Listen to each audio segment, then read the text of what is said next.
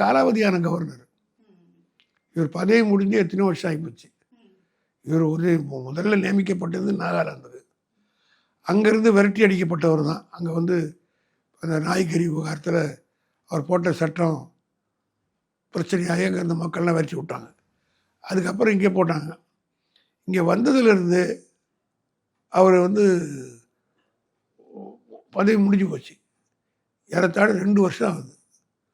இன்னும் அவரை வந்து பர்மனெண்ட் கவர்னராகவும் அறிவிக்கல. அதாவது வந்து வெளிப்படையாக சொல்லணுன்னா ஆனா பெண்ணானே தெரியல. இப்போ whether is a governor or not அப்படின்றத இப்போ தெரியலையே. அவருடைய டேர்ம் முடிஞ்சு போச்சு, டென்யூர் முடிஞ்சு போச்சு. டென்யூர் முடிஞ்ச அடுத்த நாளே வேறு ஒருத்தரை போடணும். ஆனால் இந்த டிலே எதுக்காக பண்ணுது? பிஜேபி அரசியல் இதெல்லாம் நடக்குது. காரணம் பிஜேபியில் தான் அதெல்லாம் இந்த அரசியல் நடக்கும். ஒரு பார்லிமெண்ட்டில் 2 பார்லிமெண்ட்டில் ஆகிப்போச்சு. போன 5 வருஷமும் டெப்டி ஸ்பீக்கர் கிடையாது. இப்போவும் 2 வருஷம் கிட்டத்தட்ட ஆகிப்போச்சு, டெப்டி ஸ்பீக்கர் கிடையாது. இந்த மாதிரி முறையாக இருக்க வேண்டியதெல்லாம் முறைக்கு மரபுக்கு மாறாக பிஜேபி செயல்பட்டு வருது. அதே போல் அந்த கவர்னருடைய வேறு யாருமே இல்லையா? வேறு யாருமே கிடைக்கலையா? மோடிக்கோ அல்லது பிஜேபிக்கோ?